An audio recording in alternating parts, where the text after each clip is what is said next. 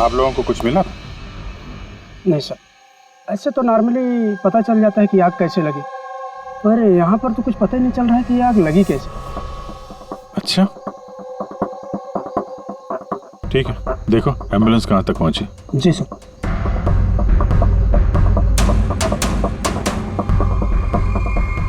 बहुत बुरी तरह से झुलस गया। कमाल है, कुछ पता ही नहीं चल रहा है कि आग कैसे लगी है।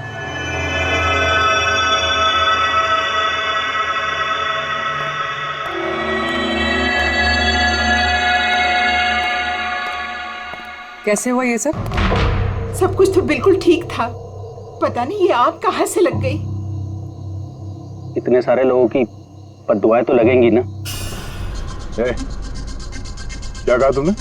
पता चला था सर कि दिलीप साहब किसी कोर्ट के केस में फंसे हुए थे। काफी बड़ा चक्कर था, लेकिन अभी कुछ दिन पहले छूट भी गए थे। काफी लोग नाराज भी थे इस बात से। कहीं इसी चक्कर में किसी ने दिलीप को मार तो नहीं दिया? नहीं, कोर्ट ने बरी कर दिया था मेरे पति को, उन्होंने कुछ भी नहीं किया। क्या केस क्या था? 9 साल पहले जीजू के थिएटर में आग लग गई थी, जिसके कारण कुछ लोगों की मौत हो गई थी और सारा इल्जाम जीजू पर आ गया था। ऐसे कैसे हवा में आग लग सकती है? जरूर किसी की प्लानिंग है। किसी पे शक है आप लोगों को? कौन कर सकता है? कोई भी कर सकता है, अनीता भी कर सकती है। कौन कौन अनीता? टोनी की वाइफ, और वो आज यहाँ आई भी थी।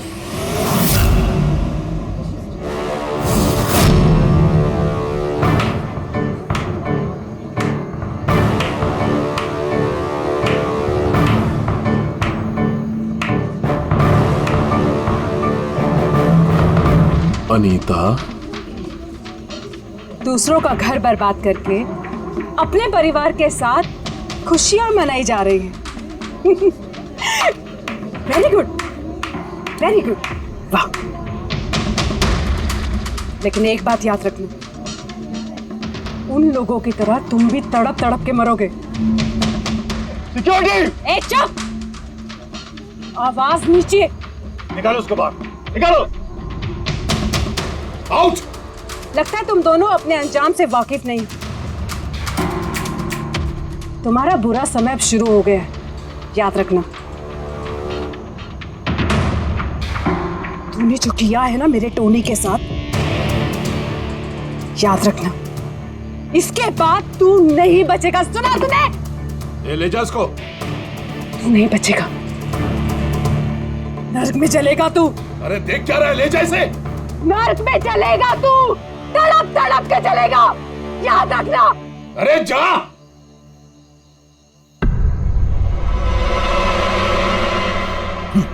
Let's enjoy Rohan. अरे भूल जाओ।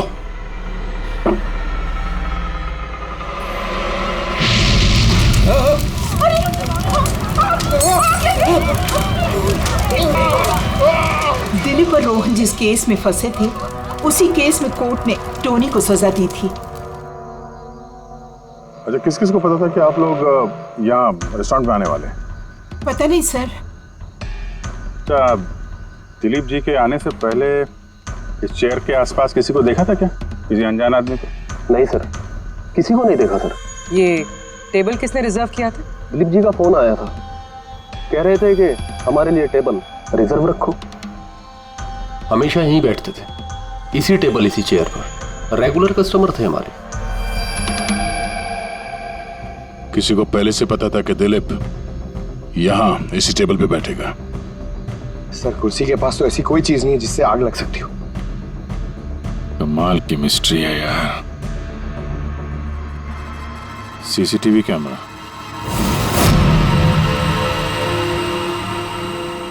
इसकी फुटेज से पता चलेगा क्या हुआ था यहाँ पे। ओह माय गॉड, ये सब कैसे हो गया? कौन कर सकता है ये सब? उसी ने जिसने दिलीप का खून किया, सबूत मिटाने के लिए। ऐसे कैसे कोई मॉनिटर रूम में घुसा है? सिक्योरिटी कहाँ है तुम्हारी? सर, इस रूम में सिक्योरिटी की जरूरत ही नहीं है, इससे पहले कभी ऐसा हुआ ही नहीं है।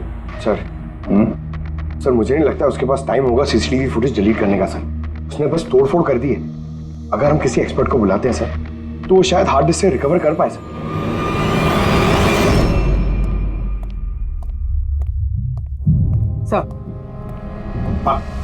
सर 9 साल पहले दिलीप और रोहन का एक थिएटर था जिसमें आग लग गई थी। एग्जिट और एंट्री डोर बंद होने की वजह से इस आग में 12 लोग जल के मर गए थे। विक्टिम्स की फैमिली ने केस किया तो इन्वेस्टिगेशन में पता चला कि उस वक्त एक गार्ड ड्यूटी पे था। टोनी।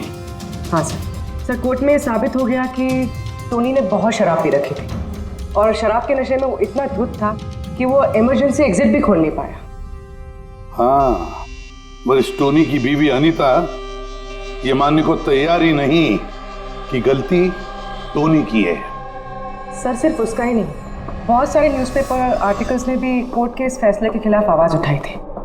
जब ये हादसा हुआ था उस वक्त दिलीप और रोहन के खिलाफ सॉलिड एविडेंसेस थे, लेकिन फिर केस चलता रहा। 9 साल हो गए।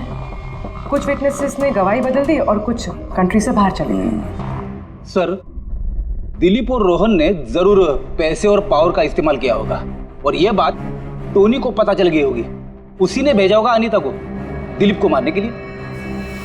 पर फ्रेडी, जब अनीता वहां थी ही नहीं तो आग लगाई कैसे? नहीं, सिक्योरिटी वालों ने तो उसे बाहर निकाला था रेस्टोरेंट में से। ऐसी कौन सी चीज है जो अचानक आग लग सकती है? सर शायद डॉक्टर सालुंके हमारी मदद कर सके, या फिर अनीता।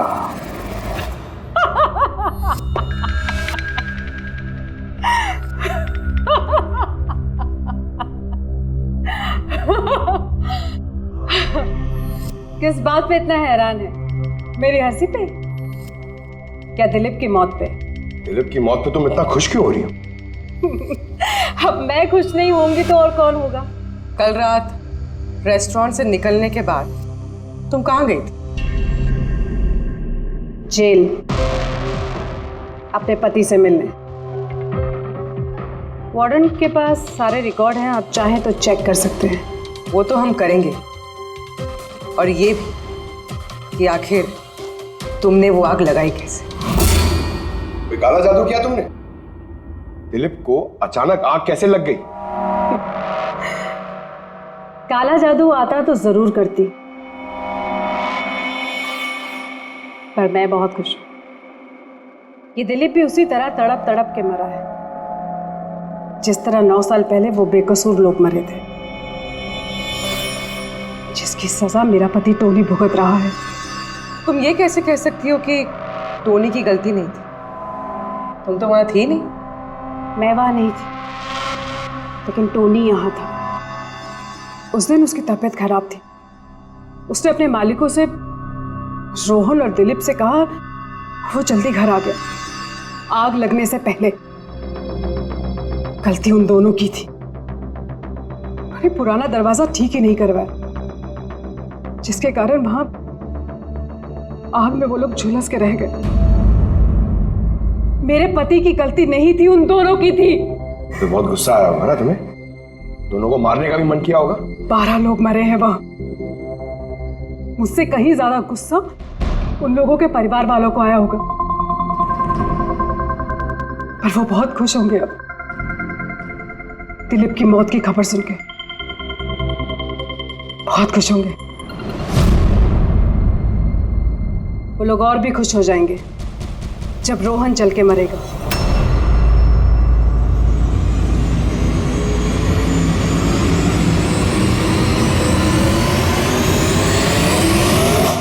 सर 42 लोग हैं, उन 12 विक्टिम के करीबी रिश्तेदार और फैमिली वाले। सस्पेक्ट ज्यादा और वक्त कम।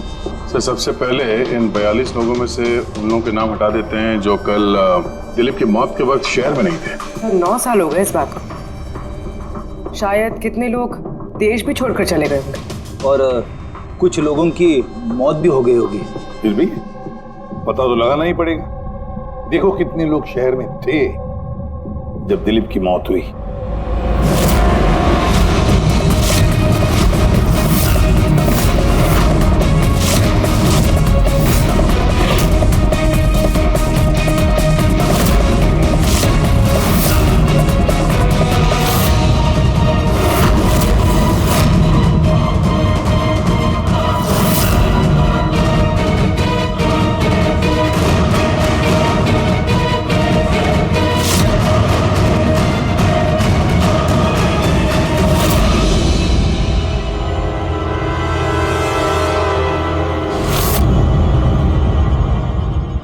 पंकज, कितने बजे?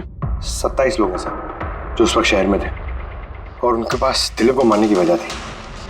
ठीक है, तो ला सबको ब्यूरो में, देखते हैं क्या कहानी सुनाते हैं ये लोग अपनी बेगुनाही की। जेम्स, तुम्हारे पिताजी 9 साल पहले थिएटर में लगी आग में जलकर मर गए, है ना? Yes sir. आपके हस्बैंड फिल्म अकेले देखने गए थे? उस दिन मैं बिजी थी, इसलिए वो अकेले ही चले गए। कल रात कहाँ पर थे तुम? सर मैं अपने फ्रेंड्स के साथ था। सर मैं पासपोर्ट ऑफिस गया था। उन दोनों को मैं ऐसे बच के नहीं जाने दूंगी।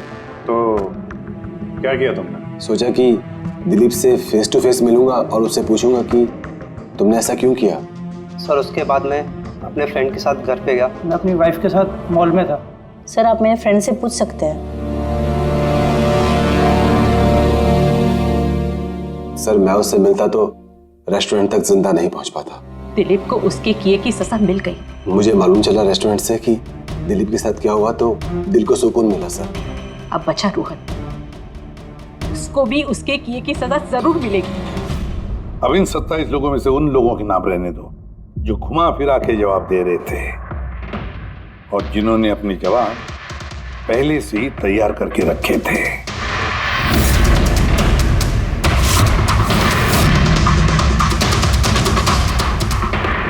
सर अब 15 बजे। अब इन 15 लोगों को उस दिन के बारे में पूछते हैं जब 9 साल पहले थिएटर में आग लगी थी। देखते हैं किसे सबसे ज्यादा गुस्सा आता है, कौन मुंह फेर लेता है। सर मेरा भाई 10वीं पास हो गया था। उसने कहा पार्टी देनी है, दोस्तों को पिक्चर दिखाना है, पैसे दो। सर मैंने वो पैसे उसे दे दिए। काश वो पैसे मुझे उसे देने नहीं चाहिए थे सर। जिसने भी ये किया बहुत अच्छा किया।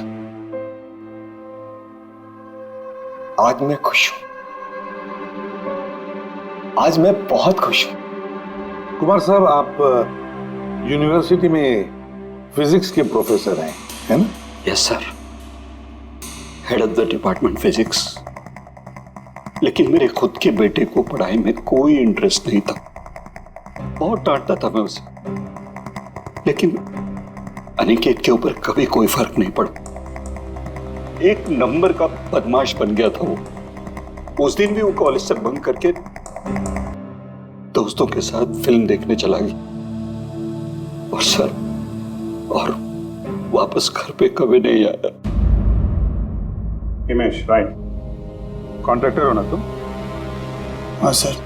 हिमेश, 9 साल पहले तुम अपनी पत्नी के साथ फिल्म देखने गए थे उस थिएटर में। नई नई शादी हुई थी मेरी, सलोनी के साथ फिल्म देखने के लिए गया था। उसको भूख लगी थी, मैं समोसे लेने के लिए बाहर गया। मैं वापस आया तो देखा वहां के दरवाजे लॉक हो गए थे। वहां अंदर से लोगों के चिल्लाने की आवाज आ रही थी और धुआं निकल रहा था वहां से। सलोनी, मैंने सब दरवाजे खोलने की बहुत कोशिश की। सलोनी, मैंने बहुत कोशिश की। मैं पागलों की तरह दरवाजा को ठोकता रहा, पीटता रहा। सलोनी, सलोनी, सलोनी, सलोनी, सलोनी कहीं चिल्लाता रहा। अरे कोई दरवाजा खोल दो यार। सलोनी, सलोनी। लेकिन मैं कुछ नहीं कर सका सर, मैं कुछ नहीं कर सका। अपनी सलोनी को मैं बचा नहीं सकता। वहां पे एक गार्ड भी था ना, टोनी, उससे भी दरवाजा नहीं खुला क्या? नहीं था सर। वहां कोई और गार्ड, किसी और को देखा था तुमने? कोई नहीं था सर, कोई नहीं था। मैं 9 साल पहले जो बात कोर्ट में कहा वही आज कह रहा हूं। जब सिनेमा हॉल में आग लगी थी उस वक्त टोनी वहां पर नहीं था सर।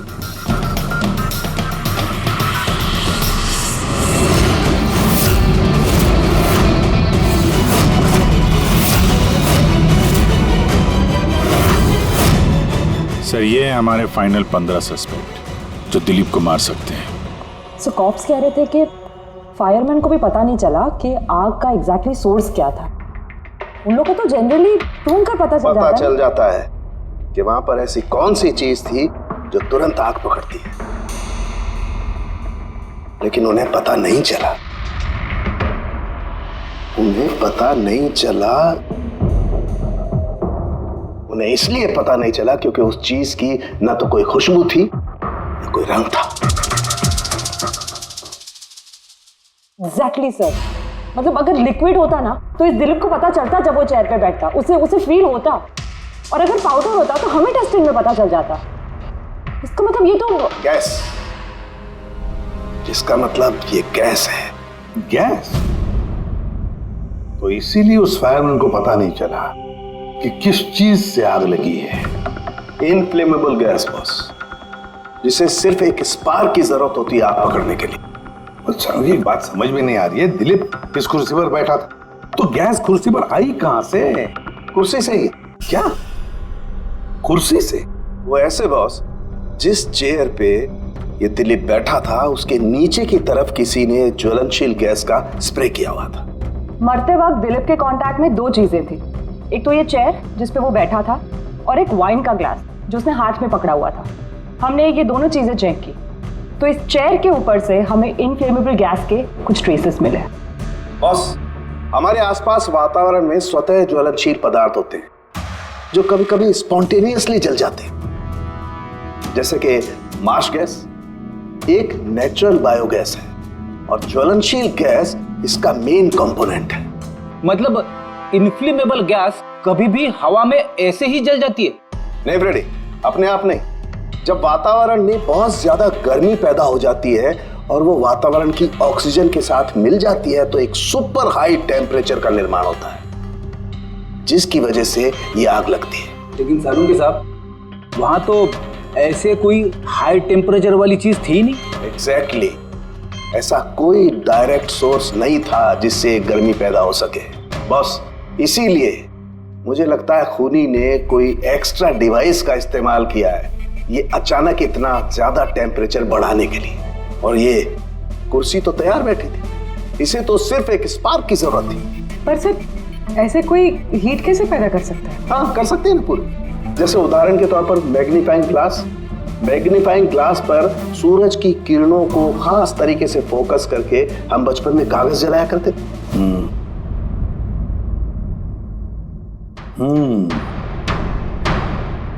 लगता है इस रेस्टोरेंट में फिर से जाना पड़ेगा, पता लगाना पड़ेगा किस चीज से आग लगी।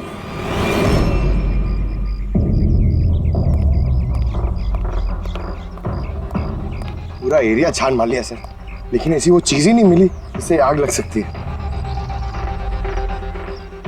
और ये ओपन रेस्टोरेंट है। जब खूनी ने दिलीप के चेयर के नीचे वो इनफ्लेमेबल गैस स्प्रे किया तो किसी ने तो देखा होगा। वही तो, चेयर में अपने आप आग लग गई और दिलीप चल के मर गया। किसी ने कुछ देखा नहीं और ना ही कोई सबूत हमारे सामने आ रहा है। सर, उस डेटा एक्सपर्ट ने सीसीटीवी फुटेज रिकवर कर ली है, आप देख सकते हैं सर। गुड, या तुम लोग यार देख लो, तब तक मैं देखता हूँ यहाँ पे कुछ मिलता है क्या। सर, दिलीप और उसकी फैमिली के आने के 15 मिनट के पहले की फुटेज है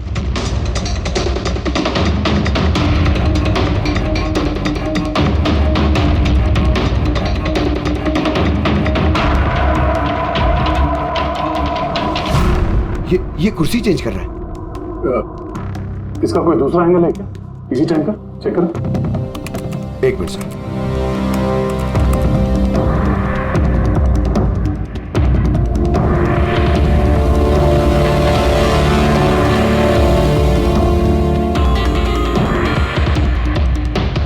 ये कुर्सी के साथ क्या कर रहा है? गैस स्प्रे कर रहा है क्या?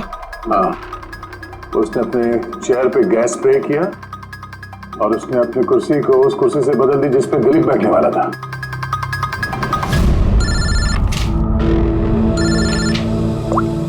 आ गया।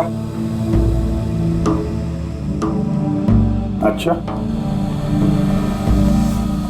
Great, good work, good work. क्या हुआ सर? जिसने भी दिलीप की कुर्सी के साथ छेड़खानी की ना, उसका पता चल गया है। वो एक आदमी है, उसका मिलता जुलता हुलिया भी मिला है। अब देखते हैं, जया भेजने वाला है फोटोग्राफ।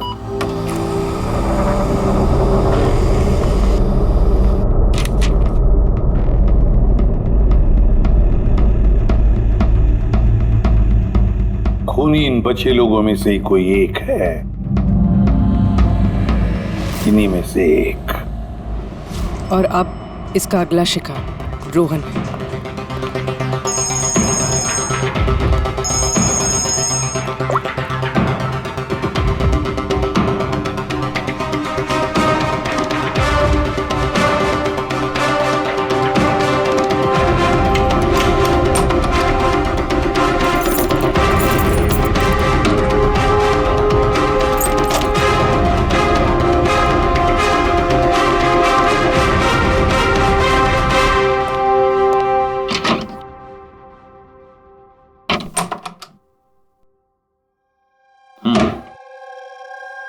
मुझे लगता है कोई मेरी और दिलीप की रिहाई से खुश नहीं है। मेरी जान को खतरा है यहाँ पर।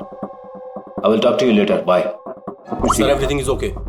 ऑल राइट, तुम यहीं पर रहना और किसी को भी अंदर मत आने देना। Be alert. Okay? Okay sir.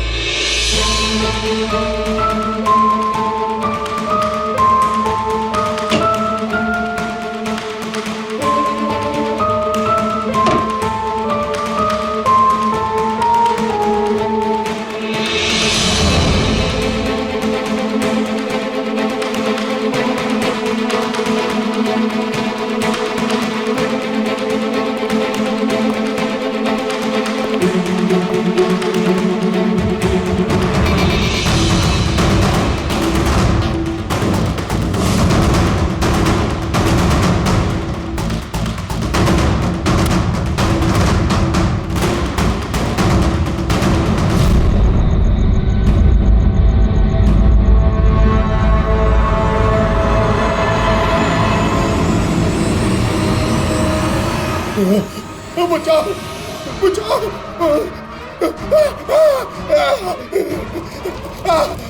बचाओ। परे परे बचाओ बचाओ।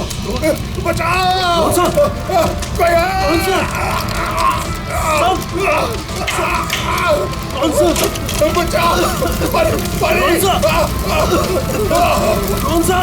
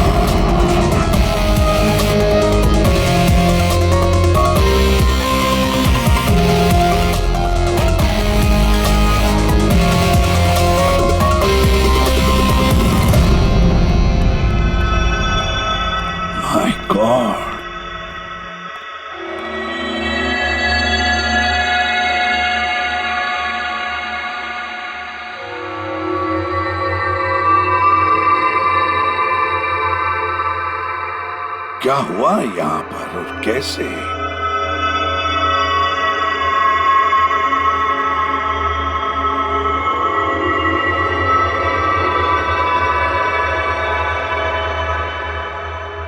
यहाँ पर भी और किसी किस्म की कोई स्मेल नहीं, सिवाय इस जली हुई लाश की बदबू के।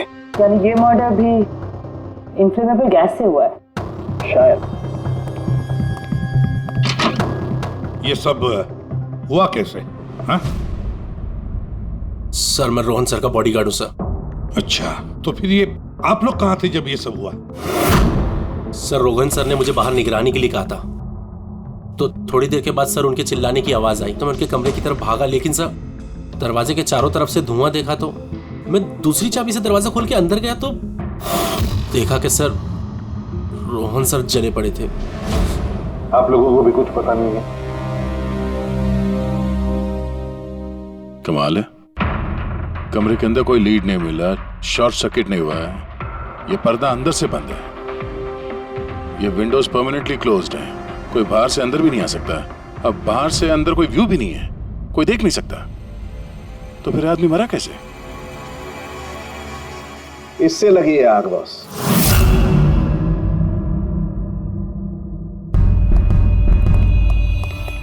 ये इस चीज से ये है क्या सर? फिलामेंट है। फिलामेंट? इलेक्ट्रिक बल्ब के अंदर का फिलामेंट।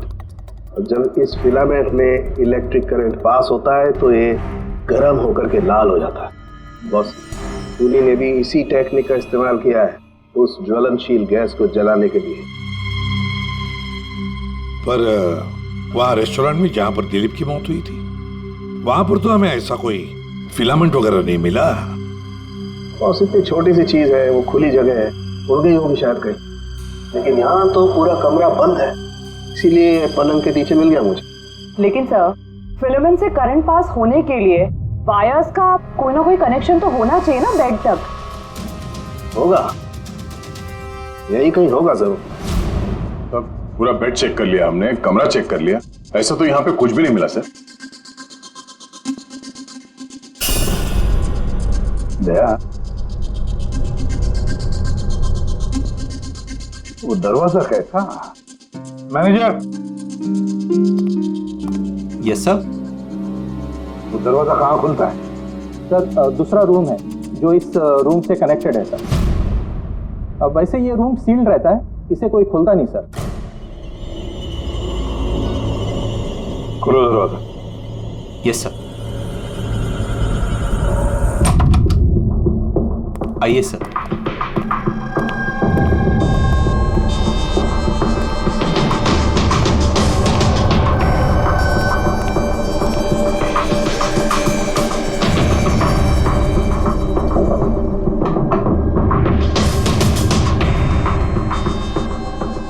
मैनेजर साहब, किसका कमरा है ये? कौन रहता है इस कमरे में?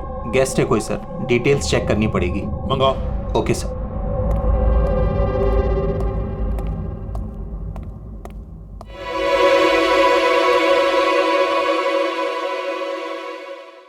सर, वहां उस कमरे में जो कुछ भी हुआ है सर, वो इसी कमरे से किया गया। लेकिन अगर करंट इस रूम से पास किया गया है तो यहाँ से उस बेड तक कोई ना कोई वायर तो होनी चाहिए ना। और अगर वायर अगर होती तो बॉस रोहन को दिखाई भी देनी चाहिए। हाँ, शायद उसके बॉडीगार्ड ने भी देखा हो। बुलाओ उसके बॉडीगार्ड को। आप आओ यहाँ।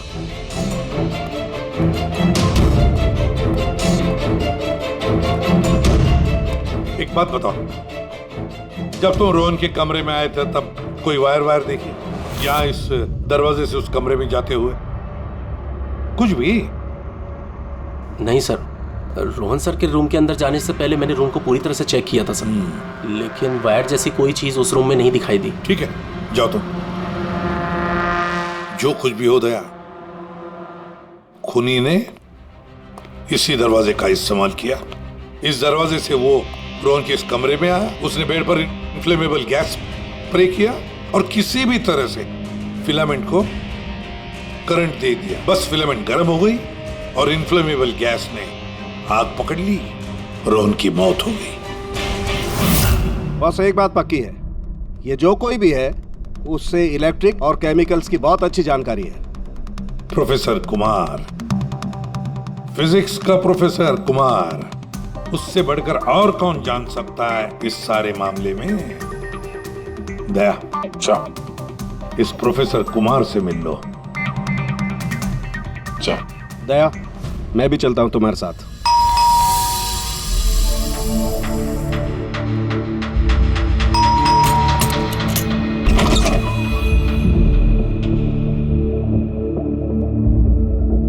प्रोफेसर कुमार है घर पे? हाँ है, लेकिन आप लोग? सीआईडी सब ठीक तो है ना साहब? हाँ, उनसे कुछ पूछताछ करनी है। कहाँ है वो? बाहर बच्चों को पढ़ा रहे हैं, मैं बुला के लाता हूँ। कोई बात नहीं, हम देखते हैं।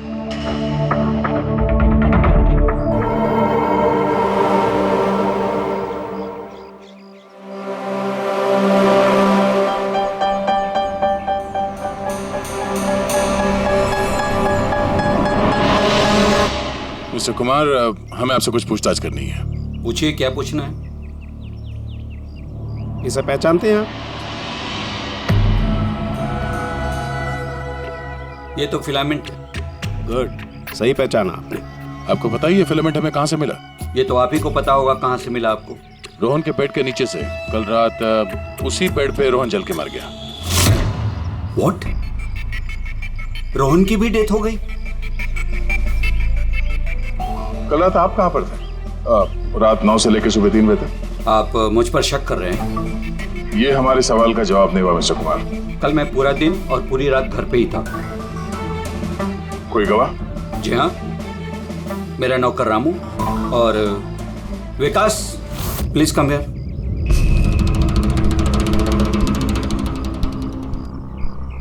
Yes sir. इन्हें बताओ मैं कल कहाँ था। सर हमारे एक्स्ट्रा क्लासेस ले रहे थे यहीं पे सर। कितने बजे से कितने बजे तक?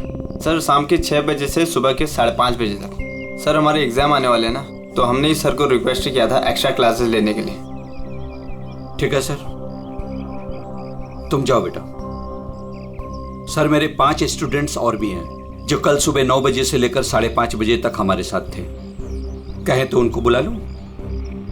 ठीक है। अब मैं जा सकता हूं सर, बच्चों को पढ़ाना है। Please please. Thank you.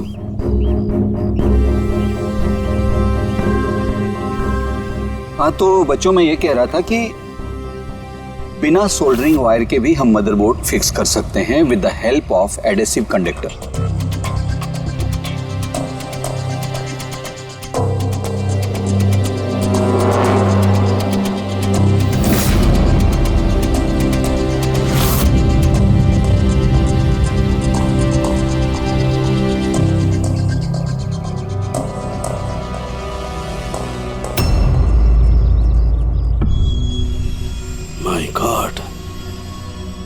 My God यार, ये क्या बात? क्या? अरे यार ये गलती मुझसे कैसे हो गई? क्या? गॉड, बूढ़ा हो गया मैं, बूढ़ा हो गया मैं।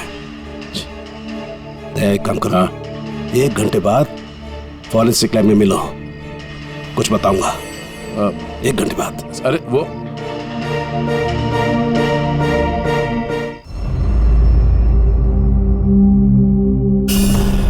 लो बस एक काम करो, इस स्विच से इन बल्ब्स को जलाओ।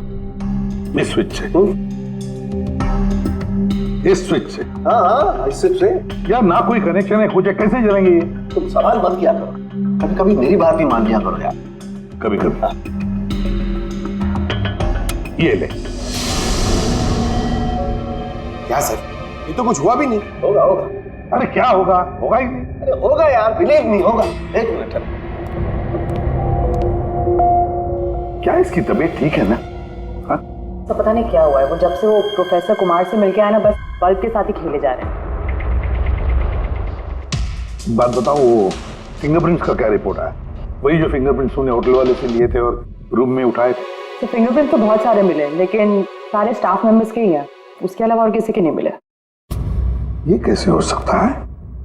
तो भाई साहब जरा इधर भी ध्यान दीजिए। हाँ हाँ ध्यान है। हाँ।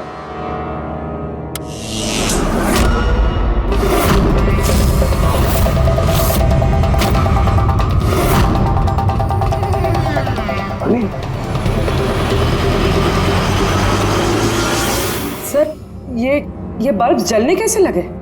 क्या बात है सालुंकी साहब, बिना वायर के सारे बल्ब जला दिए।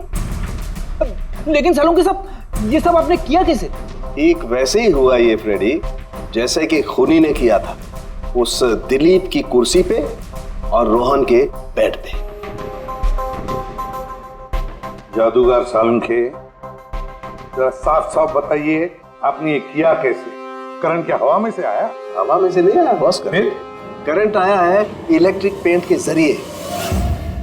Electric paint? हाँ, इलेक्ट्रिक पेंट। दरअसल बिजली के जो तार होते हैं वो मेटल के होते हैं, और metal is a good conductor of electricity, इसीलिए करंट उनमें से पास होकर के जाता है। ठीक इसी तरीके से कुछ पेंट भी होते हैं जिन्हें हम इलेक्ट्रिक पेंट कहते हैं, और ये भी गुड कंडक्टर ऑफ इलेक्ट्रिसिटी होते हैं। इनमें से भी इलेक्ट्रिसिटी पास हो सकती है, और कमाल की बात यह है कि ये किसी भी कलर में मिल सकते हैं। जो आसानी से किसी भी बैकग्राउंड में मर्ज भी हो सकते हैं। ओह, इसीलिए हमें होटल रूम में और रेस्टोरेंट में कुछ दिखा नहीं सर। Exactly that. खूनी ने दरअसल होटल के कमरे का और रेस्टोरेंट के फ्लोर का दोनों का कलर इस कलर के साथ मैच किया, इसीलिए हमें दिखाई नहीं दिया। तो ये इलेक्ट्रिक करंट, आई मीन ये जो इलेक्ट्रिक पेंट है, ये आसानी से मिल जाता है? हाँ, मिल जाते हैं। दरअसल इलेक्ट्रिक सोल्डरिंग और रिपेयरिंग के काम में आते हैं, और इनकी सबसे बड़ी खासियत ये है कि ये आमतौर पर नंगी आंखों से दिखाई नहीं देते, सिर्फ इंफ्रारेड लाइट में ही ये दिखाई देते हैं। मैं दिखाता हूँ।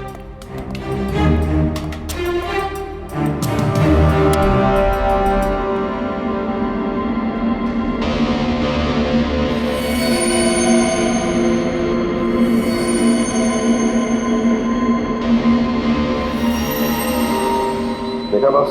हाँ, खूनी ने भी ऐसे ही इस इलेक्ट्रिक पेंट का इस्तेमाल किया और ये सर्किट बनाया।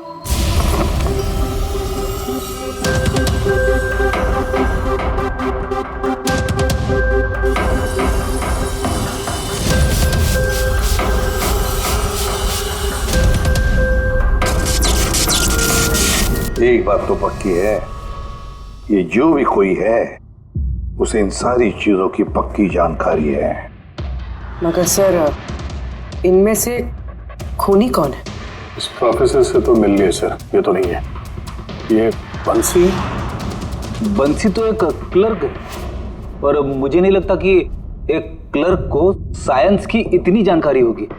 सर, इनमें से सबसे ज्यादा पढ़े लिखे तो ये प्रोफेसर ही लग रहे हैं।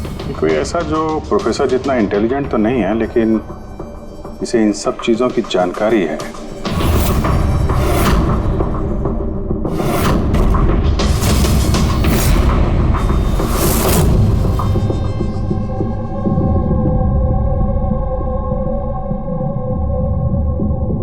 वो ये है अभिजीत, ये है वो।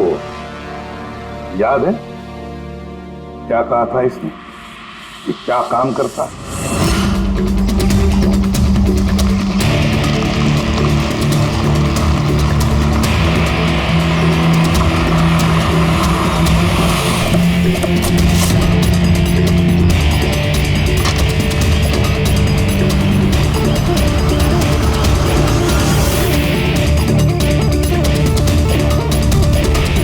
चले ससुराल।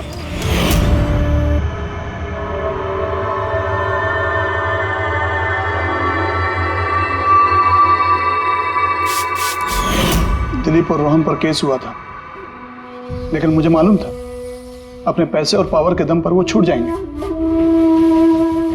लेकिन उनके पास पैसा था तो मेरे पास दिमाग। कई महीनों तक उनका पीछा किया, वो कहां जाते हैं, क्या करते हैं, किससे मिलते हैं, सब कुछ। आखिर मैंने दोनों को मारने की तरकीब ढूंढ ही निकाली, इलेक्ट्रिक पेंट्स और सर्किट्स के जरिए। ये दोनों के बारे में मुझे अच्छी खासी जानकारी थी। बस दे दी दोनों को सजा, दोनों को मार दिया जिंदा जलाकर, जैसे उन्होंने मेरी सलोनी को मारा था। उमेश, तुम्हारी पत्नी के साथ जो कुछ भी हुआ उसका हम सबको अफसोस है, लेकिन दिलीप और रोहन को मारकर तुम्हें क्या मिला? क्या तुम्हारी पत्नी वापस आ गई? बदले की आग में तुमने 2 लोगों की जानें ली। कानून तुम्हें कभी माफ नहीं करेगा, तुम्हें कड़ी से कड़ी सजा होगी।